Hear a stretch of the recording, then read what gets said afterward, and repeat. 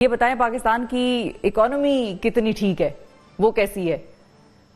देखिए वो हर प्रोग्राम जब नया आईएमएफ के साथ हम साइन करते हैं तो जो भी वक्त का वजीर आजम होता है वो कहते हैं जी बिल्कुल ये आखिरी प्रोग्राम है, इसके बाद हम ठीक हो जाएंगे।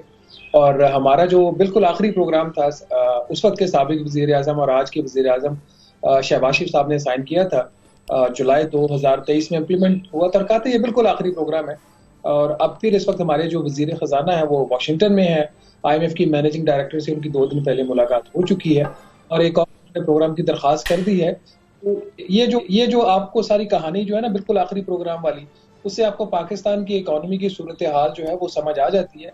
अभी भी हम उसी ऑक्सीजन मोड के अंदर हैं।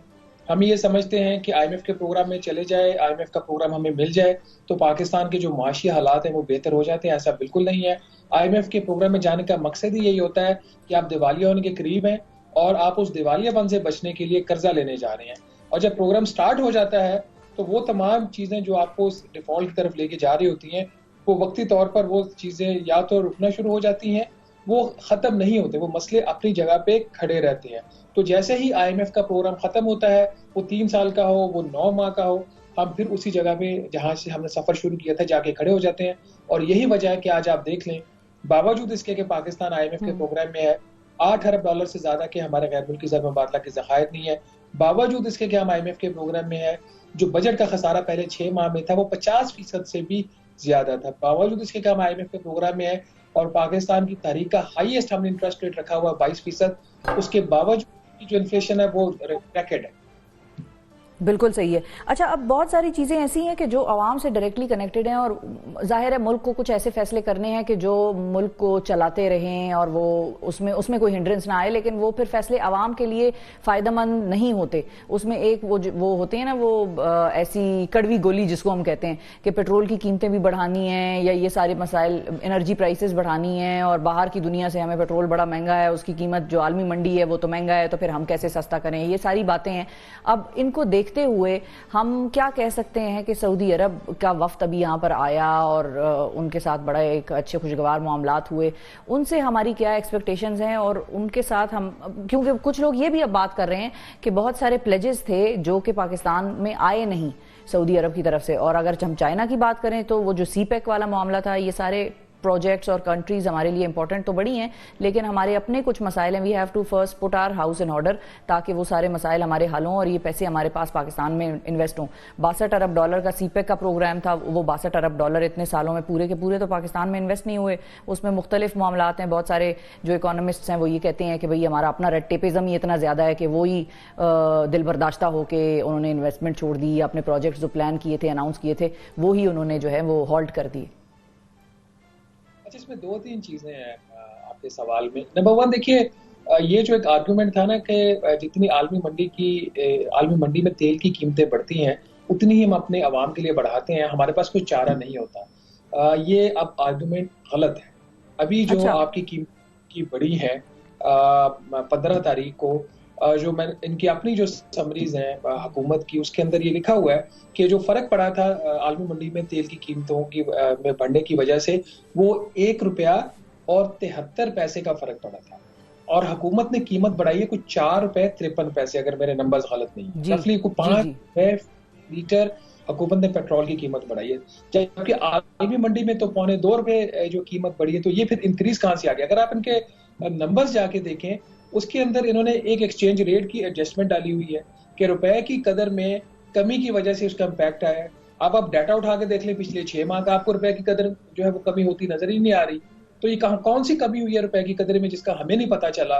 रोज जो स्टेट बैंक ऑफ नंबर्स जारी करता है उसमें वो रिफ्लेक्ट नहीं हो रहा। तो ये अब एक हकीकत नहीं है, ये गलत बात करती है हुकूमत। और ये मैं इस पे, बल्कि मैंने लिखा भी है, ये इस पे खजाना की और पेट्रोलियम डिवीजन की इन्वेस्टिगेशन होनी चाहिए कि 2.25 रुपए की आपकी कीमत में इंक्रीज थी, आपने सार्फिन के लिए कैसे तकरीबन 4.5 रुपए आपने फी लीटर पेट्रोल की कीमत बढ़ा दी, एक चीज।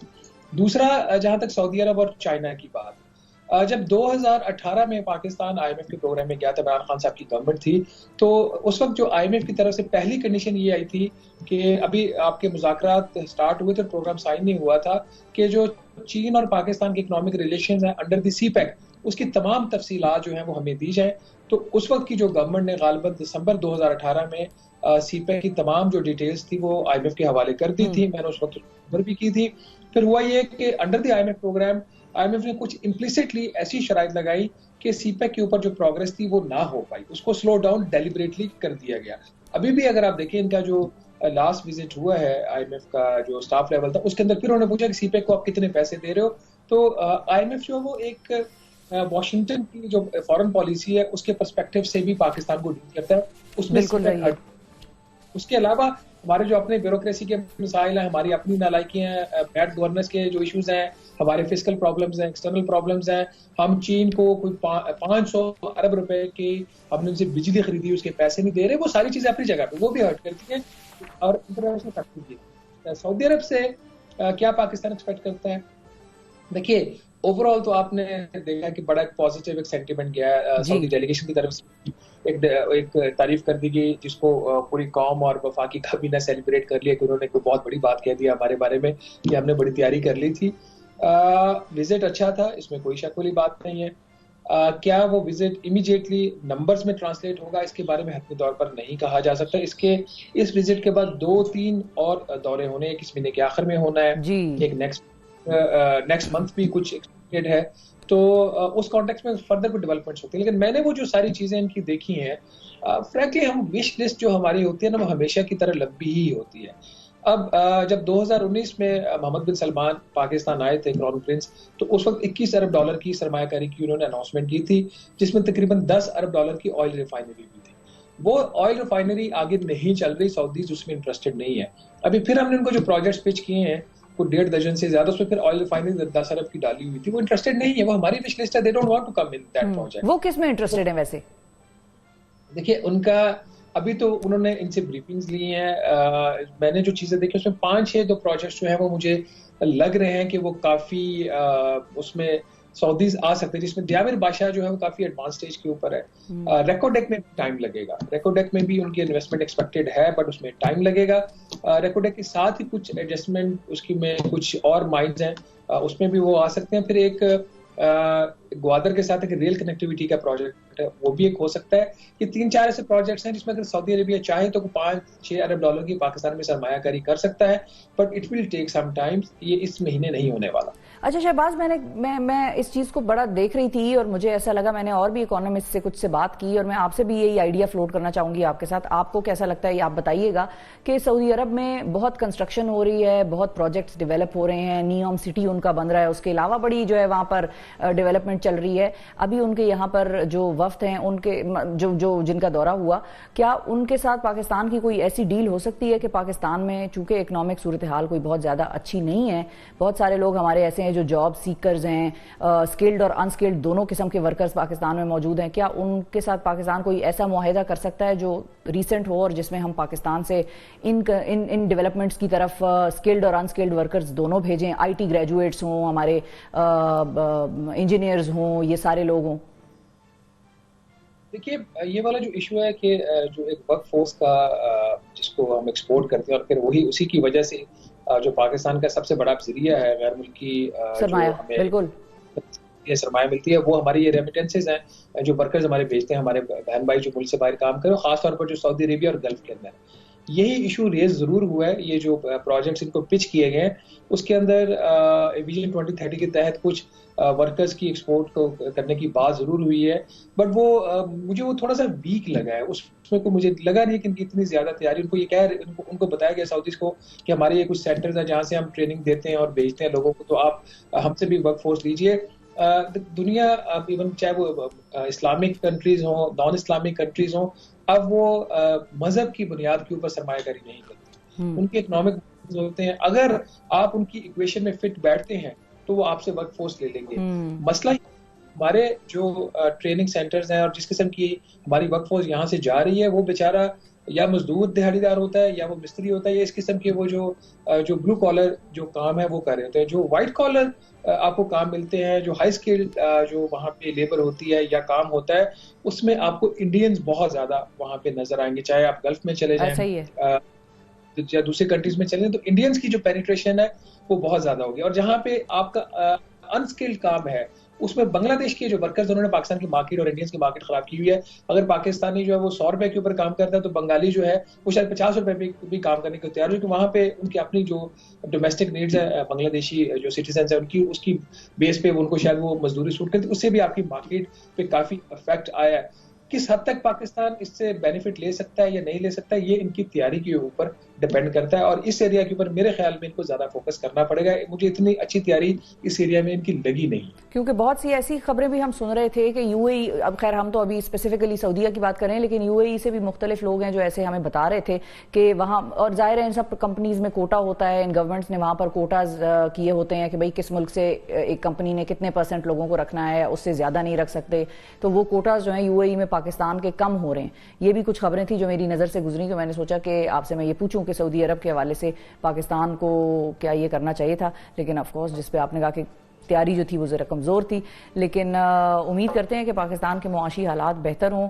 और फाइनली मैं आपसे 3 स्टेप्स पूछूंगी, 3 things that the government should instantly do for the economy of Pakistan. देखिए सर, नंबर 1 तो प्रायोरिटी जो हुकूमत की होनी चाहिए और है भी इस वक्त, वो आपको IMF के प्रोग्राम में जाना है। उसके बगैर आपका जो सर्वाइवल है वो मुमकिन नहीं है। दूसरा, अभी तक जो चीज मुझे इस गवर्नमेंट में बिल्कुल भी नजर नहीं आ रही है, जिसकी सबसे ज्यादा अशद जरूरत है, वो माइंडसेट को तब्दील करने की जरूरत है। मुझे विद ऑल ड्यू रिस्पेक्ट इस हुकूमत के माइंडसेट में कोई तब्दीली नजर नहीं आ रही। चाहे ये हुकूमत थी, से पिछले वाली हुकूमत थी, या उससे पिछले वाली हुकूमत थी, ये वही माइंडसेट चला आ रहा है।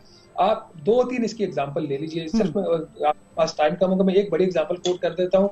हमारे वजीर खजाना वाशिंगटन चले गए, वहां पे हम जाके भीख मांग रहे हैं कि हमें एक और कर्जे का प्रोग्राम चाहिए, और जाने से पहले वजीर आजम के दफ्तर के जो तमाम अफसरान है उनके लिए 4 जो तनख्वाहों के बराबर उनको इनामात दे के चले गए। ये वो कैटेगरी ऑफ द ऑफिसर है जिनकी तनख्वाहें पहले ही आम कैटेगरी के जो लोग हैं उनसे कहीं ज्यादा होती है।